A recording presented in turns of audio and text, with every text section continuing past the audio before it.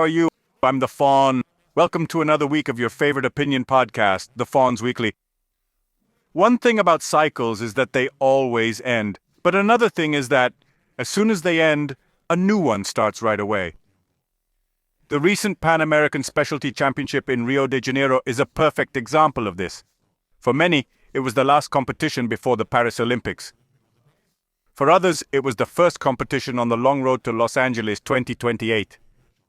And it seems like Mexico is one of those countries that decided to start the cycle in Brazil.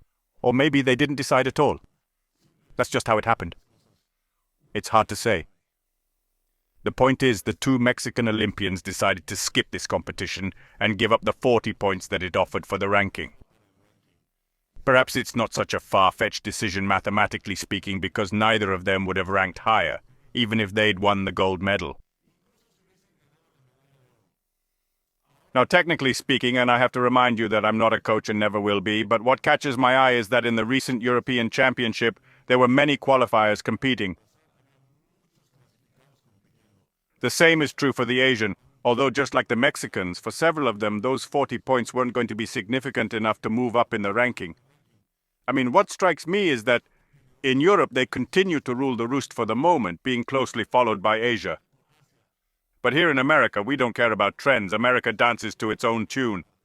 Unfortunately, that same attitude of going it alone applies to the results as well, but that's another story to be told on another occasion. Let's get back to Mexico from the Pan American Games. It has been said many times in this space that there are two ways to do an analysis. The first is by combining all the factors, and the second is merely a paper analysis. If we go with the latter, there's not much to say. The performance leaves a lot to be desired. Mexico turns from a team that 2 years ago had the potential to win a fifth championship into a team that in this edition slipped 2 more spots compared to Punta Cana, achieving the 5th position overall, which is highly dishonorable for a team like Mexico's.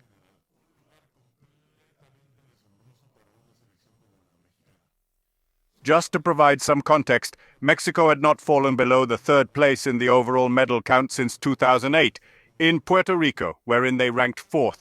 Leaving this Rio de Janeiro edition as the 3rd worst performance of a Mexican team in this contest in history, except for the '84 edition in Suriname, where Mexico did not participate. Like that hashtag they keep chanting like a mantra. In terms of the paper analysis, there's not much else to say. Perhaps the only thing I would take from this is that the defeats weren't as dramatic as 12 years ago, where Mexico couldn't win a single fight against Brazil, and those who beat the Mexicans would lose immediately after. It was like the curse of Montezuma. You beat Mexico and you're already in your next fight. Something that wasn't cool because the team looked very bad that time. Now it wasn't the case, and I celebrate that, although we shouldn't get too exquisite with the celebration because there really aren't big reasons for it. Now let's move on to a slightly broader analysis, although I have to anticipate that it doesn't get much better, but we can see some clearly marked trends when we zoom in a bit. First, I would like to start with the subject of the coaches, because here are things that don't change, and that I personally don't understand. 2 years ago, there were 4 coaches. Alfonso Victoria, an Iranian who lasted in the position less time than a premature ejaculator in front of me. 2 years ago, there were 4 coaches. Alfonso Victoria, an Iranian. The latter 2 were introduced at this event shortly after being announced as the starters for the junior team, very similar to what happened with René Lizarraga this time, announced as a starter for the juniors last November, if my memory serves me right. And the problem isn't that the coaches switch from one team to another. The problem is the structure, or rather, the lack of structure in these movements. This happened 2 years ago with Abel and Davis, again now with René, and I still can't understand. Possibly there isn't much to understand. It's simply the same old thing, improvisation on the fly. The problem is this undermines all the functions and plans of a coach. I've said it before, it doesn't matter how good the coaches are if there's no room for them to work. It's the same who's in front of them. Most of the team this time were new. That leaves me calm, not because of the results. Having a team of rookies isn't enough to justify the drop in the general standings, but it does leave me calm in the sense that it's a team with room to grow and to be able to work. Now, if it gets to the heart of the matter, will we really be able to work with them? Will there really be follow-up? Most of the results obtained at the event were obtained by the most experienced people. I mean, it's not quantum physics. Maybe it's enough to give everyone a dose of international exposure to start seeing changes in attitude and results. But above all, we need to follow up with the team. Be careful because many confuse follow-up with cuddling. That's not the case. Should you have a base team? Yes. But in constant contact with the local people who compete in the 48 nationals each year, with the real possibility that this base team will be replaced by someone who will manage to win their place here in Mexico. Again, it's not quantum physics. In the end, and as I said at the beginning, it's a cycle that begins. If things don't get off track and the qualification rules don't change drastically for 2028, we'll surely see 2 more Pan American Championships before Los Angeles, and then we can measure this thermometer again. I think it's important to consolidate Mexico again as the largest country in the region, because it is.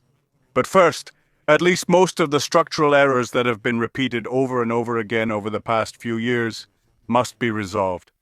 It's also important to note that good work always has momentum, meaning you can't destroy an athlete or a team overnight. Even that requires talent. Just look at the recent Pan American Championships where Mexico participated under this administration. In 2014, 2 years before Billy D. Kirk took over the management of the Mexican team, Mexico was at the top of the medal table with 6 golds. This momentum lasted until Cancun in 2021, where Mexico just managed to retain the overall first place, tied in golds with the United States, but at the same time lost 7 finals. If that's not a red flag, then I don't know what is. The rest is history, Punta Cana and now Rio. The only thing good about bad streaks is that their momentum is cut with work. So it's time to get to work. For heaven's sake, get out, Billy.